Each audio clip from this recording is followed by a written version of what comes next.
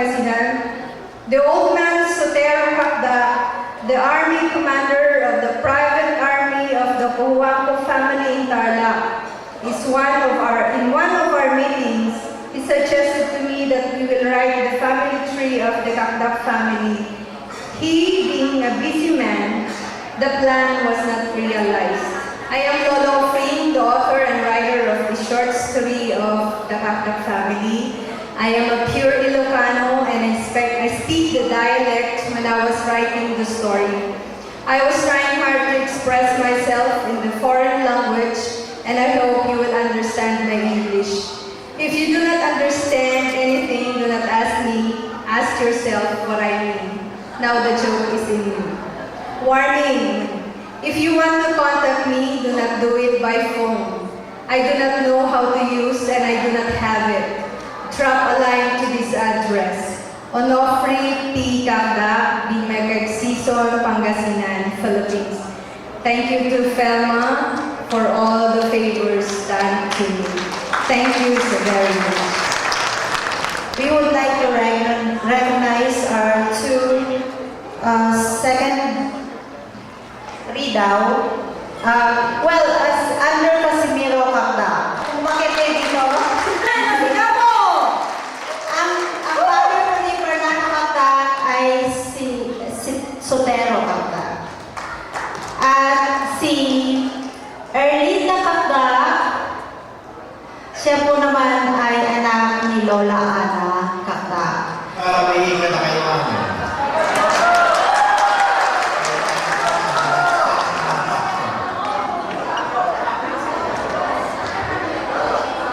Ako po si Fernando Hakda, anak ni Sotero at ni Consuelo. Siguro, hindi ko alam siguro ito, ha? Paano tayo naging Hakda? Ang apelyido natin. Paano nga ba? Nung daw pa panahon ng Kastila, magsasakahan ang mga tao. Iisa lang, isa lang ang pangalan nung araw. Nung dumating ang Kastila, pinapili tayo ng isa pang pangalan para maging apelyido bago maging Kristiyano. Alam niyo ang nangyari, yung ating ninuno, bago pa lang nag-aaral, alam lang niya, magmula A hanggang D. Kaya, ang ginawa niya, sinulat niya unang sinulat niya letter C, followed by A, and then, hirap-hirap siya. C na naman ito tumabas. Sa pang-apat, gagawin niya sana A, pero tumaas ng konti. Parang naging D. Kaya nilagay na naman niya A. Tapos nahirapan na C. Nahirapan na siya. Ito na lang. Hanggang doon na lang. Hindi nasa niya. Hakda. Ito na lang eh. Ay maganda. Hakda.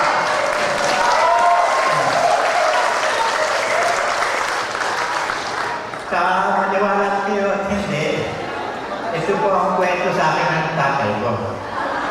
Pero hindi ako naniwala. Siguro pinatawa lang niya ako, hindi ko ba? Pero ganun nga ang pangyayari. Pwedeng paniwala, pwedeng hindi. Salamat po. Nagkabili sa ating lahat, mga kamag-anakan. Ngayon nagkakilala kami ni Kuya Nandi kasi yung tatay niyang Sotero, mas matanda, sinusundan niya yung nanay ko, Ana. So, ang kwento ko naman ay naib ng konti. Nung ako'y nag-aaral, yung teacher ko din, hindi niya mapunta pronounce yung apelyido kong Kakda. Malinaw ba dyan o malinaw ba? Kasi baka malinaw sa akin, hindi nyo maintindihan. Is it too close? No. Okay lang? Nung ako'y mag-aaral pa, nag-aaral, yung teacher ko, ano yung apelyido mo? Dagdag? Dagdag? Ma'am, pagsamahin mo yung ka at saka da. Kaya yun, ako yun, apelyido ko yun. Ah, that's better. So I know you now, sabi niya. Ngayon naman, ang panahon ng hapon, di nakapila na at magpa-register dahil inabutan ako ng Japanese na pag-aaral. Nung nakapila ako, next, sabi nung hapon. Namay, sabi niya. Ako, Erlinda Kakda. Erorenda. Sinulat niya. Erorenda Kakudako. No, that's not my name. Nani? Sabi niya. Erlinda Kakda. Isulat niya. Erorenda Kakudako. No. Di mayroon kaming bags na yung Japanese flag na puti at may bilog na pula sa gitna at nakasulat na yung pangalan ko doon, Erorenda Kakudako. So ito ngayon, hindi ko makalimut-limutan ang isang pangalan. Tayong lahat pala ay Kakudako.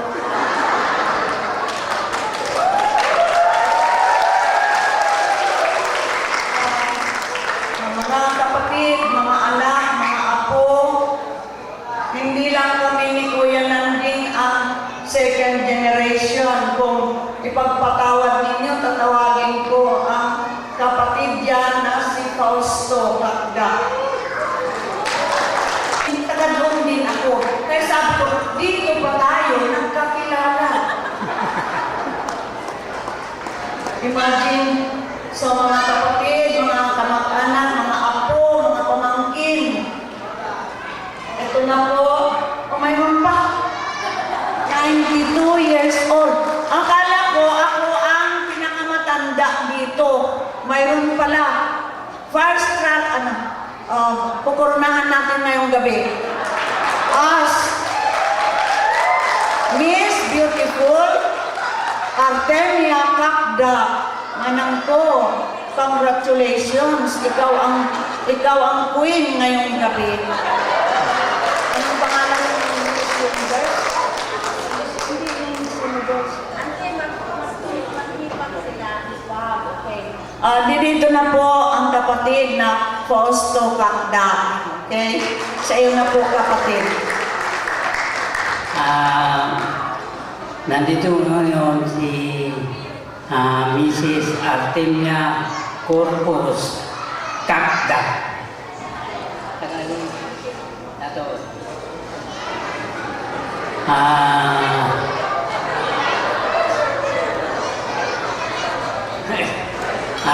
Hello, kata dedoy, marigata na ka aksaw ta naistroka ket mangdadalmang pasit nga salita ni Lolo nga Ignacio Kakda taga Barangay Luwak, Nagilian, La Union. Tata ni apo ko ang lakay, napanito'y bawang, umawat iti talunan na narikat ko no ti pagagbiag ti taga Barangay Luwak, ito napalite buwang. Kat nalipot din imasenso ti biyag na. Ikay madang nangasawa, inasawa na binidikta Barnatsa nga tagabawang. Ada upat ka nagda ni Pantaleon ni ay ita mo ni tatang ko Domingo Kakdak ni Pantaleon Kakdak ni Binagda Kakdak kan ni Victoriana Kakdak. Ngayon itong si Domingo Kakdak nagkaasawa naman ng isa. Hindi ko alam ang pangalan ng unang asawa. Pero nagkaroon ng tatlong anak. Si Diego, si Luna Kakdak, at si Ibaristo Kakdak. Sa nagkaroon ng pagkakataon, nag-asawa ulit na nabalong ang aking lolo. Ang aking ama, nabalong ang aking ama. Sa ikalawang pagkakataon, inasawa niya si Hertudis Kakdak, Casilon Kakdak. Nagkaroon sila ng 11 nga Kakdak. Siya si Maria Kakdak. Yan lang po.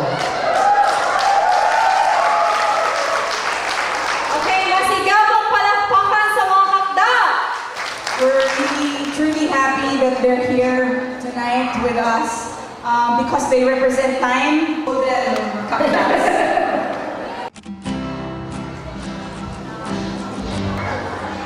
Give your best shot.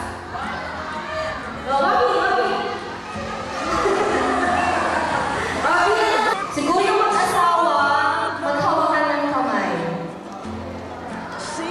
Maghawakan ng kamay. Hawakan ako ba ng asawa yung mga relatives, siyempre. Okay, find a partner. Find a partner. Wala ko nangyay ko, walang partner. Okay. Tingnan sa mata. Okay ba? Of course, tayo rin nakanta, pero lalo tayo magaganda. Okay ba? Yes! Okay, tayo mo. And we are honored to have with us a great man of Takda. No other than but to introduce to us, I call back Dr. Naned Wawi Kakda Mercado to introduce him for us. Masigabong palakpakan! May tsunami! Woo! Hello again. I'm honored, very honored to introduce our next speaker, our next guest. He's a graduate of the Philippine Military Academy, class of 1978. He served as a junior officer in Colo, Sulu. He commanded Philippine Constabulary Company in Cabanatuan City, San Jose City, Bataan, and Pampanga. He's the provincial commander of Pangasinan and Pampanga, the regional director, Region 3 PNP. He headed the Firearms and Explosives Division of PNP. He headed the PNP Crime Laboratory. He served as Deputy Director, Investigative and Detective Management as a 2-star general, and currently the PNP Deputy Director for Operations as a 3-star general. Ladies and gentlemen, my cousins, my uncles and aunts, let us all welcome none other than General Arturo Kakda.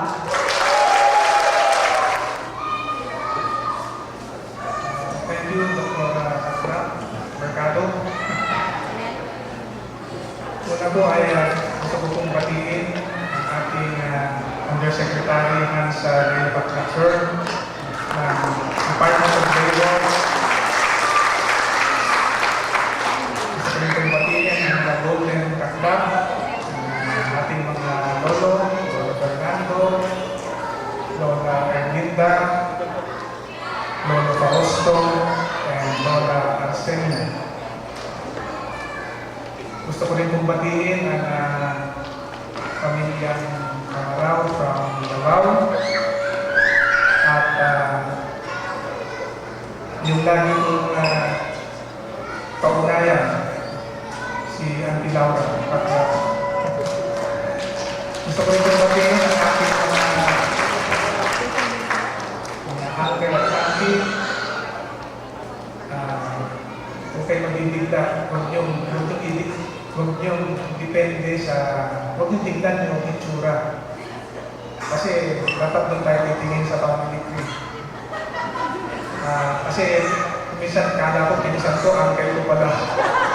Mas bata sa akin. So, mga auntie ko at uncle, mga pinsan ko, at mga pamangkin. Magandang tabi ko sa inyo lahat.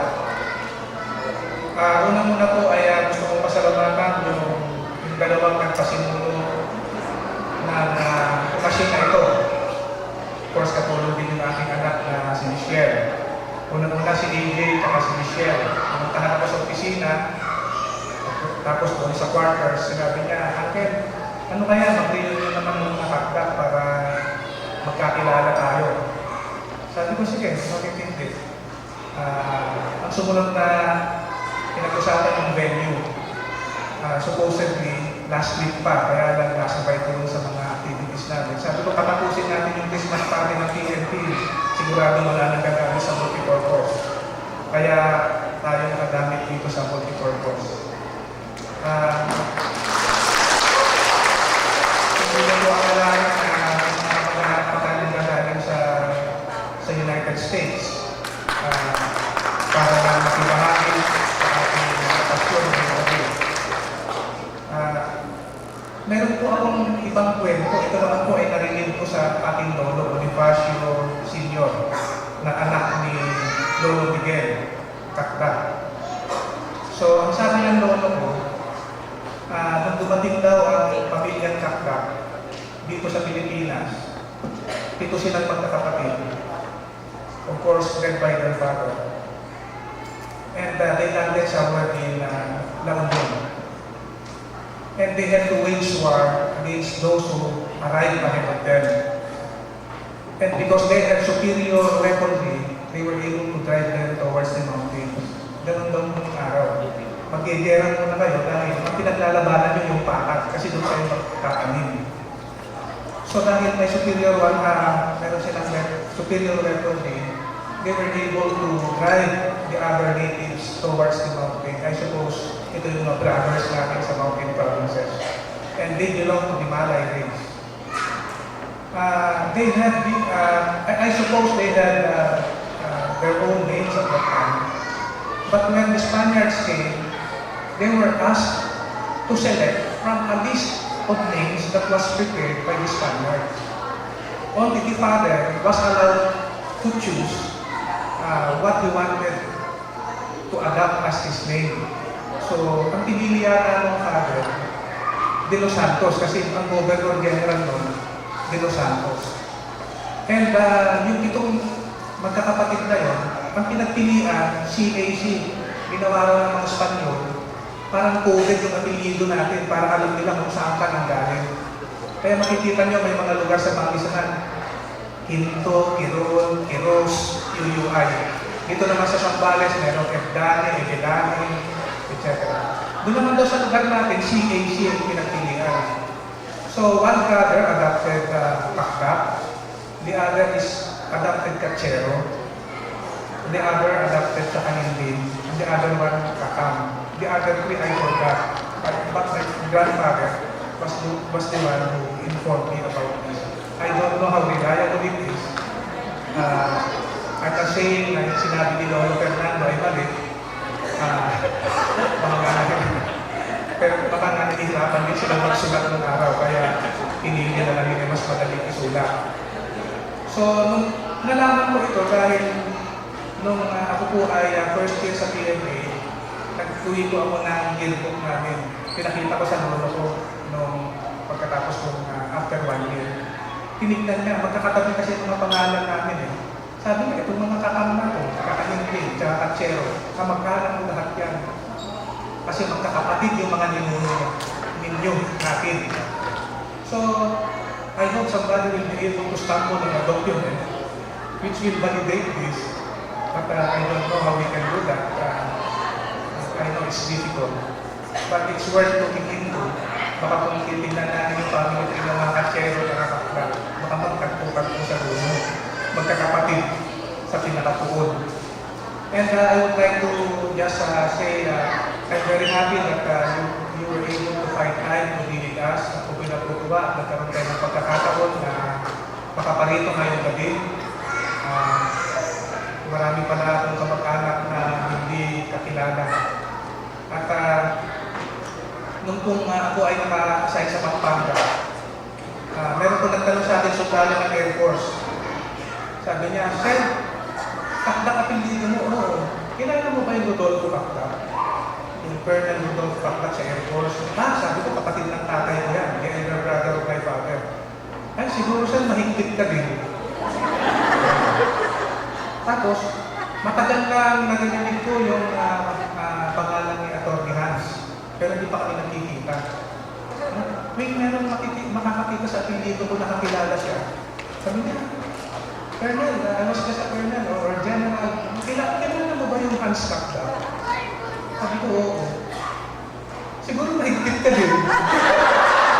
Sabi ko sa kanila, trademark mo lang na nakakakak yung mahigpit. Siguro kaya naging lumaki yung pamilya natin ng maayos, walang nasasangkot sa masasamang gawain. Dahil siguro sa kaligpitan ng ating mga ninuno, hanggang ngayon, nandito tayo, buo ang ating mga pamilya. Siguro ito yung pinamana sa atin ng ating mga ninuno at dapat nating ipagmalaki ito kahit saan tayo mapunta. Di baling na sabihin nilang mahigpit ka. Importante, maayos yung ating pamilya at maayos yung ating sarili.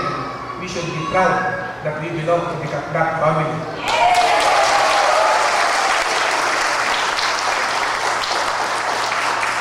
Nag-uusap daw po si Jesucristo at si Santa Claus. At sabi raw ni Jesus Christ, alam mo, Santa Claus, sabi niya, nagseselos ako sa'yo.